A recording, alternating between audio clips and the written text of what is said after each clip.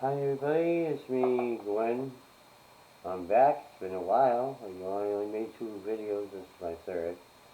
Um, I want to talk about the coronavirus. This is very high. It's a very high subject now. There are different ways. There's one big way how to stop this one entire thing. It's in a handbook of life called the Bible, and the Bible talks about how God can heal anything, to take anything away, any kind of affliction. He's done miracles all over the world and throughout history, and I believe he could take this away too. I believe he could end this coronavirus just like that. He could stop the whole thing. But we gotta let him know how much we really want this gone. He knows we want it gone, but he wants to hear our voices. He wants to hear our prayers. Through prayer, through the power of prayer, we can stop the coronavirus in an instant. But there's not enough people who has enough faith, who are willing to put their trust in God to end this coronavirus outbreak. We can do it through God, but we also have to prove our faith. We have to show faith in God and ask Him if He can remove this affliction, this plague upon the earth. God did not put this plague on the earth because He loves us. The devil didn't put this plague upon the earth, but animals, bats, diseased bats, they carry the coronavirus. And when someone gets near a bat that carries the coronavirus through feces or whatever type of contact to a sick bat, they could contract the coronavirus. And that person can contract it to another person, and so forth and so on. That's how, what I know of, what I learned, that the coronavirus is contracted. But we can remove this through faith in God. God has given us the power through medicine to cure a lot of people. Medicine will be available very soon to cure and prevent the coronavirus for everyone. The President already said that very soon the medicine will be available for everyone through the United States and worldwide, globally. But we also gotta have faith in God, faith in Jesus, and ask Him for His help to remove this virus once and for all. But it's up to us. You don't even have to be a Christian. You don't even have to believe. But you have to have faith. Anybody can have faith in God, whether you're a Christian or not. If you're not a Christian, this is the best time to be one. To ask Christ to forgive you for whatever past sins you have done. If you're an atheist, it's time to cut that crap out and start believing God, believing Christ, give your life to Christ, and ask Him to remove the coronavirus. Through prayer and the power of Christ, power of God, we can remove this virus. God's already working His way already. He's already given us the tools for the medication to remove this virus, and to cure people from this virus, and to also prevent the virus from striking any more people. He's given us the tools for that already. So if God can do that, think of other wonderful things He can do to remove it altogether, completely. So, this is Gwynn. I thought I could give you this word of hope, a word of advice, a little suggestion. I'm not trying to get religious on you, because God is not about religion. Christ is not religion. I want to clear that up. In the Bible, Jesus mentioned that His Father frowns upon religion. Because God has nothing to do with religion. A religion is something other than Christianity. Although a lot of people confuse Christianity with religion, because there are some churches out there that calls it a religion, but it's not a religion. A religion is like statues, worshiping statues, other gods besides Jesus, or besides God Himself.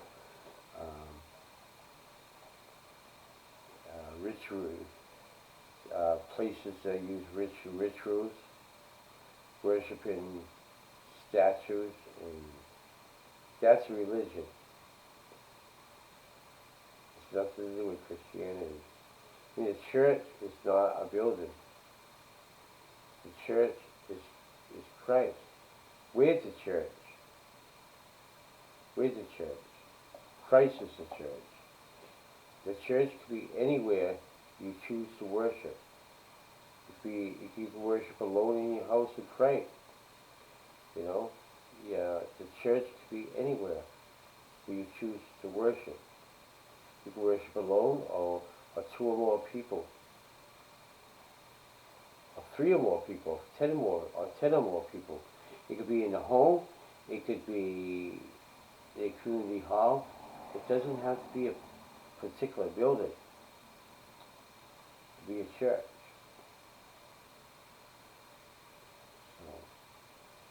It doesn't have to be, this church, this is the church, this is the only place to worship. No, there's many places to worship. You can worship in your bathroom if you want, alone. There's a place called the prayer closet.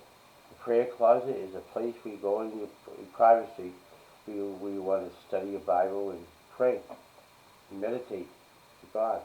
It could be your bedroom, your bathroom, your kitchen, your shower, your living room, wherever you can find that quiet place where it could be just you and God.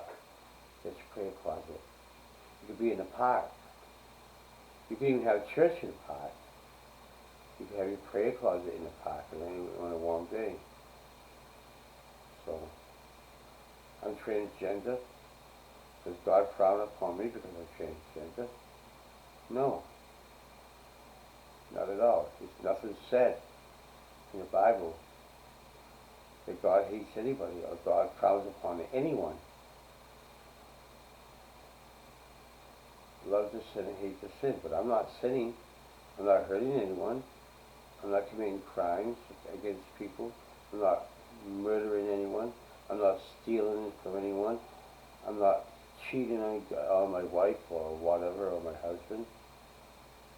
I'm not going against any commandments.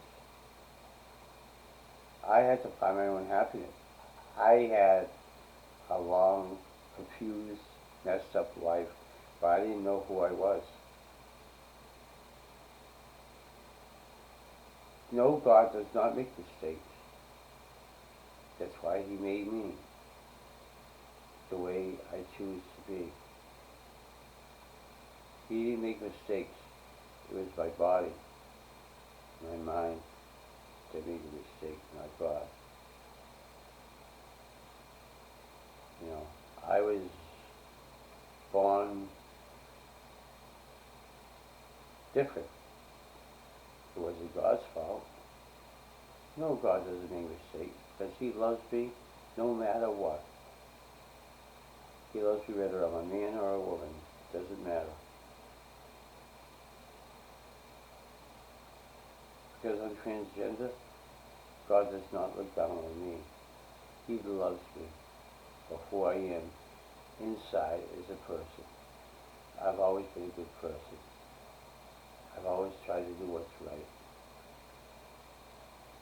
And I always loved God.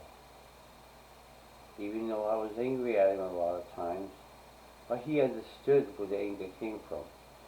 It wasn't coming from my heart. It was coming from my head. And He understood that. And you really did, instead of getting angry back at me, He fixed it. He made it better for me. So anyone, any so-called people who call themselves Christians dare to look down on me and judge me and tell me God don't make mistakes, you're right, He don't make mistakes. He loves me just the way I am. He loves me, yes, He loves me even though I'm transgender. Because He knows why, and He knows what's going on. He knows what's in my heart. God's not going to condemn me. He's embracing me because He loves me. Anyone to judge anyone has no right to judge another human being. It's not their job. He who judges will be judged. He who judges will be judged. And that's my little vlog. I hope everyone enjoyed it. My voice goes back and forth a lot. It goes high, low, high, low, high, low. Now it's starting to change again a little bit. And there it goes. It does that a lot when I'm talking, so I can't help it. It's just a thing I go through. Does it quite a bit. My voice changes tone. But I want to tell you a little story. Before I started HRT, home replacement therapy, I was not a happy person. I was very sad, bitter, and angry all the time. I was very sad, bitter, and angry. My life was dark. I had a lot of bad luck in marriages. I had a lot of bad luck with getting girlfriends. No, wrong. Transgender is not homosexuality. It's a totally different new ball game. I was never a homosexual. Nope. So you could take that and take it home with you.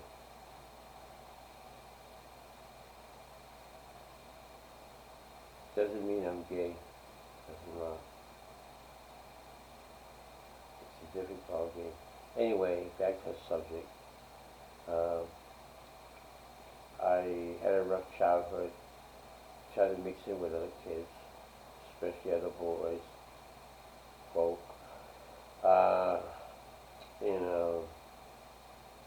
And there was a time I had to take showers with boys and shit. I hated that. I only had to do it once, and I didn't quite do it. I was smart. I took towels, 3 or 4 towels, wrapped around my whole body. I wore shorts, made sure my gym shorts were on, wrapped around, ran in there for about a second, wet my hair and ran out. And I screamed. Hurry up and got dressed, put dry clothes on, and ran the hell out of there before the boys got out of the shower. And ran out of there and ran out of the gym and went back to the classroom. I told the teacher, somebody, I said, don't ever make me do that again. I felt really violated. You know, it's like throwing a girl in the shower with a bunch of boys.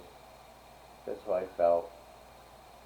At the time, I didn't know, like, I wasn't, I didn't understand my feelings at the time, what was going on with me in my head, because I was still a kid. So I didn't quite understand it. It took me years to figure it out. And so it took me to adulthood. But I came home and I told my mom, I said, Mom, I can't do it anymore. Please don't make me take showers with boys anymore. I felt awful. I was scared, Ma. I was scared. Don't make me do it anymore. So she saw me being scared. So she says, I'll get a letter for your doctor. First thing tomorrow, you never have to do it again. When you having gym again? So I told her I don't remember what day, whatever. So she says, you know, right now I don't remember now, but so she did. She got a letter from my doctor, and she brought it in to the principal. She was pissed. My mom had a temper. Nobody messes with her kids. So my mom, she marched into the principal's office. She pounded on that door. The secretary says, "Oh, you can't do that." She said, "Ah, watch me." Boom, boom, boom. Principal opened the door. "Oh, Mrs. So-and-so, how can I help you?"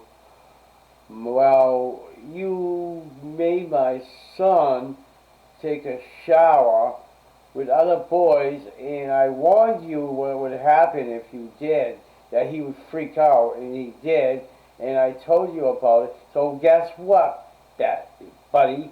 Here's a note from his doctor. If you ever do it again, I'll take your ass to court. What do you think of that?" Well, she read it. "Right away, we'll take care of that. He'll never have to do it again." You know what? There's also another letter saying he doesn't have to take gym. Given another letter. I listened to it. I sat in the room, listened to it, because I had to be in the office to hear what, you know. Cause I sat there to watch my mom and go, oh. And I was so excited about that. And they called me into the office. So they called me into the office. "Can you come in the office, please?" "Yeah." So I came into the office, and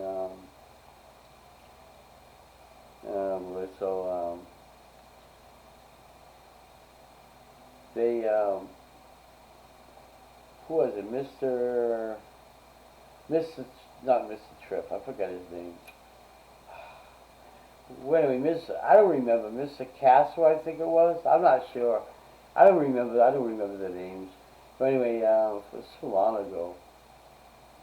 So anyway, they called me in with my mom. "We owe you an apology, young man. We should have listened when you didn't want to go take gym and go take showers. We didn't realize you had a condition." I talked a lie. I didn't have a condition. The only thing I did was have a phobia. I did have a condition, didn't I? Yeah, I had a phobia about gym and showers. Ah, that's right. So that is a condition.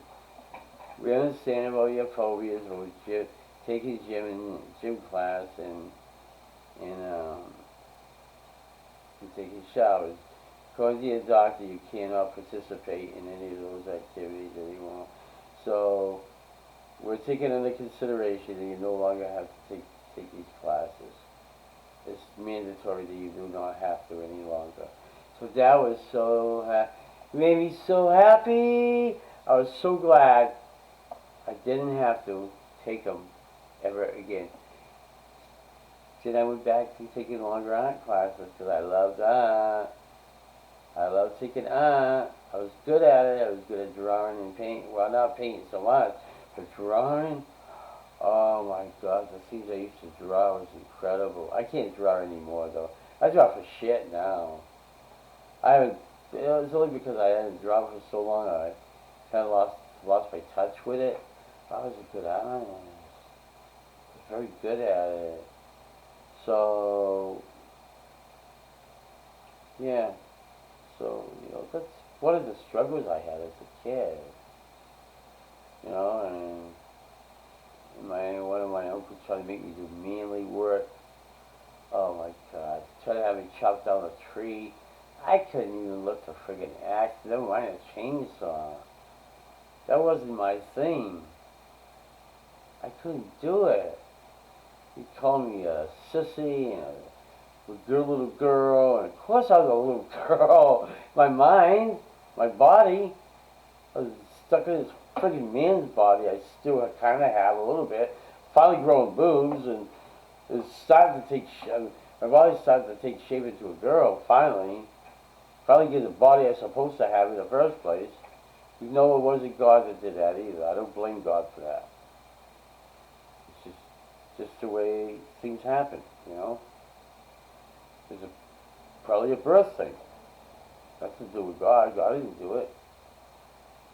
I'm not blaming God for it. I know God will make mistakes. It's just a birth thing. I should have been born a girl. It's not God's fault. He didn't do that. You know, it just happens to be a birth thing, that's all. And that's the way to look at it. And, you know, I don't know, and one day he took me hunting. I hated guns. Anything manly, I always hated. I hated anything to do with guy stuff. I really did. I still do. And, except wrestling. I love wrestling. I love watching guys beat themselves up. That I like. That's one thing I did. Like, even my mom loved wrestling. We both did. We used to go to wrestling on Friday nights at Jack Wickley Sports Arena back in the day. That was our favorite place. Wrestling. And then we went to Roseland a few times to wrestling too. Roseland Ballroom in Taunton. Anyway, we went hunting and he puts a gun in my hand, a rifle. He just, yeah, rabbit over there. Shoot, little buddy, I couldn't shoot that. He goes, I want you to shoot it right in the head. So I put the gun, triggered it. I said, no, I'm not killing that animal. I'm not killing that innocent animal. He's never done nothing to me. I says, you want to be a murderer? Go ahead. I said, I'm not murdering an animal. I took it and slammed it on the ground. You get back here, you little twerp. You get back here. You kill that animal. I said, no, I'll kill you before I kill an animal. I walked away. I got mad at it. First time I ever moped off to him like that. I got so mad. I'll kill you before I kill an animal. I'll never shoot that animal. I can't do it. And I walked away crying. I said, Ma, Uncle Jamie wanted me to kill a rabbit. I couldn't kill it because it was too cute. Oh, Gary, stop being a girl. See? I still haven't figured it out yet. I was only 15 years old. I didn't figure it out for a while. I didn't figure it out until I was in my 50s. Like now. Then when I figured it out, I took a long time to finally do something about it. I really wanted to do something about it 3 or 4 years ago. I was talking to my therapist about it, but I didn't know what I was trying to find clinics, HRT clinics. I couldn't find it. And I heard it was around here, but I didn't know where both around here. And then I finally figured out just last year there was late last year, like by January, I figured out it was a primary care. Then I made the appointment in January, but I didn't get the appointment until December. So, actually, probably sooner than that. Not January, no. January, February, March. No, wait a second. December, October, December, November, December, wait. Let me figure this out now. We had December, November, October,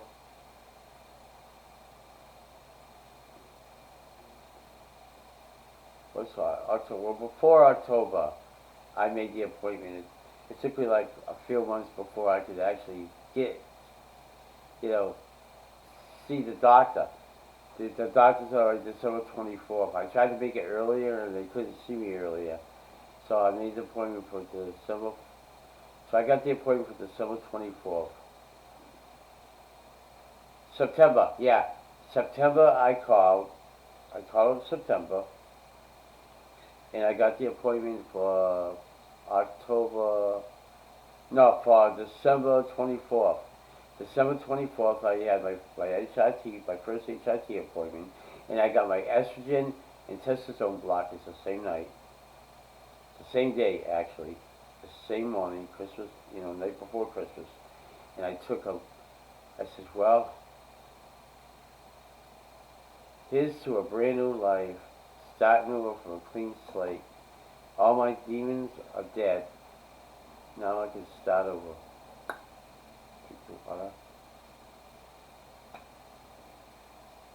I killed my demons. All the bad crap from my past, my bad life is gone. It's dead. It's out of there.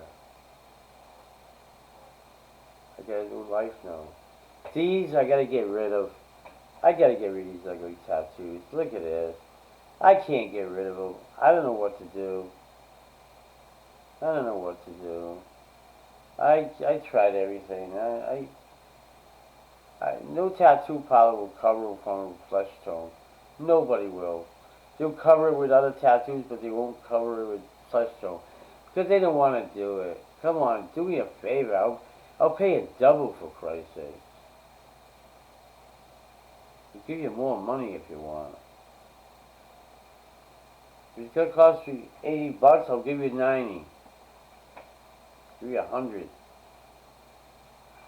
I don't like these tattoos. They're mealy and ugly. And I don't want to add more tattoos on them. I want to get rid of them. I don't want tattoos on me. They're homely. I just want a flesh tone on them. I don't think I can get doing it myself. Just buying a kit and doing it myself, And you just buy a kit and everything else, and then I'll just get an ointment to put on it, Neosporin to put on it after, and that's it. There won't be no more tattoo there. And then when I get time, I'll do the other one, and then eventually they'll be all gone. If I have to do it myself, I will. Maybe I can get my brother to do it. I don't know. My family's getting very acceptable for me, towards me about my training. I have to wear a wig because my head's my hair's still not grown in yet. It's grown on top, but it's growing slowly, and it's only down to here. It's not even. It's only down to here. It's not even quite long yet. My hair looks shitty. I don't know. It's getting thick, but it's still very thin on top. You can see my scalp. It's growing in on top a little bit, but it's growing slow. So I'm getting used to wearing a wig anyway. So I look good in it. This is my favorite wig. It's the only one I wear now. I don't wear the other ones anymore. I wasted money on the other ones. I wish I got this one a long time ago. It looks natural. It looks good on me.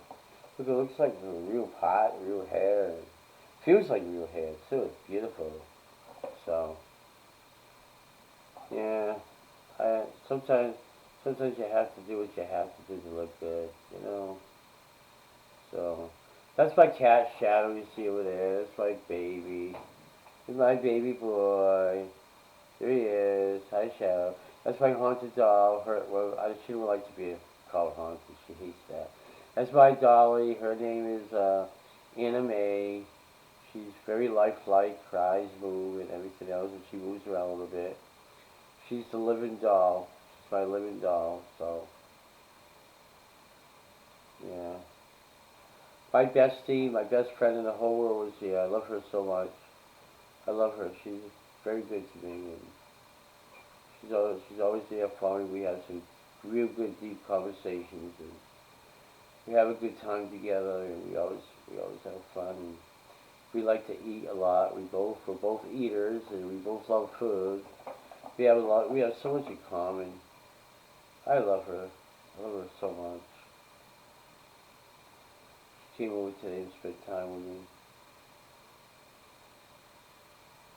My best friend in the whole world. I wouldn't know what I'd do without her right now. Probably lost without her. I feel like I want to cry. I'm not gonna cry. Don't cry, Gwenny. Don't cry, Gwenny. Gwenny's gonna cry. Cry, cry. No, I really love her. She does so much for me. Anytime I'm down, she's right there. And if and a lot of times I can almost sometimes I can almost predict when she's gonna call me too, and she like like one day I says she's gonna call. I said to my cousin was here. I said I bet you, my bestie's gonna be calling me any minute now. Sure enough, the phone rings and it's her. Hey, what's up, girl? There's my bestie. Told ya, told ya. She's funny. I can't with her sometimes. She's just too much. I gotta get my teeth fixed. I don't know. Not my teeth fixed. I got like these postures, and they suck. They're horrible. I can't even keep them in my mouth. They gag. They make me gag. They pop out. They don't stay in my mouth, and they make me gag and choke. They're nasty. Totally nasty. They've been fixed so many times it ain't funny. I'm gonna be going to a new dentist hopefully when all this is over and see if they can give me something better than what I got. Something flexible or something. If they're flexible, they'll stay in my mouth and they'll be more comfortable. Those old fashioned pieces of plastic suck. They really suck. Oh, well, I talked to you for a while, 32 minutes, 32 minutes long. So, I love you all. Thank you for listening to me. Talk to you soon, and have a good night. Bye.